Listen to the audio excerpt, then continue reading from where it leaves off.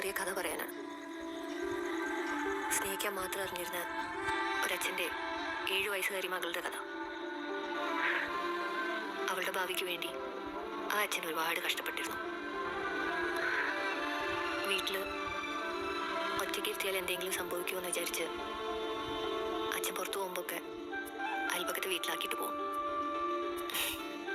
പക്ഷെ അച്ഛനറിയില്ലായിരുന്നു അവളവിടെ എന്തൊക്കെ അനുഭവിച്ചുകൊണ്ടിരുന്നേന്ന്. അച്ഛൻ്റെ തിരക്കുകൾക്കിടയിൽ അവൾക്കും അച്ഛനോടൊന്നും പറയാൻ കഴിഞ്ഞില്ല. ഒരുപക്ഷെ അച്ഛൻ അറിഞ്ഞിരുന്നെങ്കിൽ പാവച്ചൻ ഒരു ചെറിയ കുട്ടിയെ പീഡിപ്പിച്ചാൽ അവൾ എന്തറിയാനാ?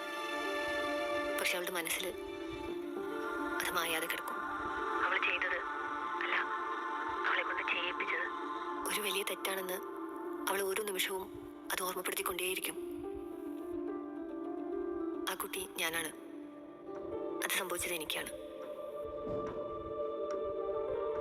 10-15 വയസ്സുള്ള കുട്ടികൾക്ക് ആണെന്നോ പെണ്ണെന്നോ സ്ത്രീയെന്നോ പുരുഷനെന്നൊന്നുമില്ല. അവർ കുട്ടികളാ. ചുറ്റും കാണുന്ന മുതിർന്നവരുടെ പ്രവൃത്തികൾ കണ്ട് ലോകത്തിലെ തെറ്റും ശരിയും മനസ്സിലാക്കാൻ ശ്രമിക്കുന്നവർ. ഒരു ചെറിയ കുട്ടി ഒറ്റയ്ക്ക് നമ്മുടെ കൂടെ ഉണ്ടെങ്കിൽ അതൊരിക്കലും ഒരു അവസരമല്ല, അത് നമ്മുടെ റെസ്പോൺസിബിലിറ്റിയാണ്. പെൺകുട്ടികൾ മാത്രമല്ല പീഡിപ്പിക്കപ്പെടുന്നത്, ആൺകുട്ടികളും ഉണ്ട്. സ്വന്തം മക്കളെ പീഡിപ്പിക്കുന്നവർ, കുടുംബത്തിലുള്ള കുട്ടികളെ പീഡിപ്പിക്കുന്നവർ, അങ്ങനെ പല വാർത്തകളും നമ്മൾ കാണാറുണ്ട്. അങ്ങനത്തെ ലോകത്താണ് നമ്മളിപ്പോൾ ജീവിക്കുന്നത്. എങ്ങനെ ഇവർക്കൊക്കെ ഇങ്ങനെ അറിയില്ല. സംഭവിച്ചതെല്ലാം സംഭവിച്ചു, ഇനിയുള്ള ജീവിതത്തെക്കുറിച്ച് ആലോചിച്ചുകൂടി എന്ന് പറയുന്ന ആൾക്കാരുണ്ട്. നടന്നതുമായി പൊരുത്തപ്പെടാതെ എങ്ങനെയാണ് മുന്നോട്ടുള്ള ജീവിതത്തെക്കുറിച്ച് ആലോചിക്കുക? മറ്റൊരാൾ ചെയ്ത തെറ്റിന് സ്വയം ശിക്ഷിക്കപ്പെടുന്നത് പരിതാപകരമാണ്. ഇനി പീഡിപ്പിക്കപ്പെട്ടു എന്ന് പുറത്തു പറഞ്ഞാൽ ആൾക്കാരുടെ നോട്ടം മാറും. പിന്നെ മരിച്ചാലും പീഡിപ്പിക്കപ്പെട്ടവൾ എന്ന പേരുമായില്ല. ഈ പീഡിപ്പിക്കുന്നവരെ തടയാനോ മാറ്റാനോ കഴിയുമെന്ന് ചോദിച്ചാൽ എനിക്കറിയില്ല. അത് സാധ്യമല്ലായിരിക്കും. പക്ഷേ ഈ ബാധിക്കപ്പെട്ട കുട്ടികൾക്ക് വേണ്ട സമയത്ത് കിട്ടുന്ന സ്നേഹവും കരുതലും സാന്ത്വനവും ഒക്കെ അതൊരു വലിയ കാര്യമാണ്. എനിക്കത് കിട്ടിയിട്ടില്ല.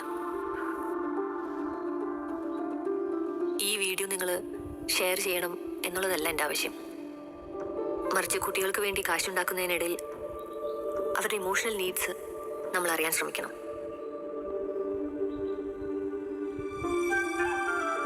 ഞാനും ഒരു അമ്മയാണ്.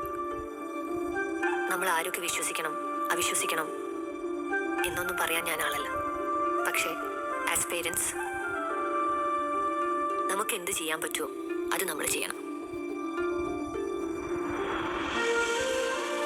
നമ്മളെ അവർ ഭയക്കേണ്ട ആവശ്യമില്ല. ഒരു ഭയവും കൂടി ഇല്ലാതെ ഏതൊരു സിറ്റുവേഷനിലും എന്തും നമ്മളോട് തുറന്നു പറയാൻ അവർക്ക് സാധിക്കണം. നമ്മൾ അതിനുള്ളൊരു സ്പേസ് അവർക്ക് നൽകണം. എന്തും നമ്മളോട് പറയാൻ പറ്റും, എന്തും നമ്മളോട് ഷെയർ ചെയ്യാൻ പറ്റും എന്നുള്ളൊരു വിശ്വാസം നമ്മളാണ് അവർക്ക് കൊടുക്കേണ്ടത്. I think this is our responsibility as parents. So please be available for your kids whenever they need you. അത്രയേ ഉള്ളൂ.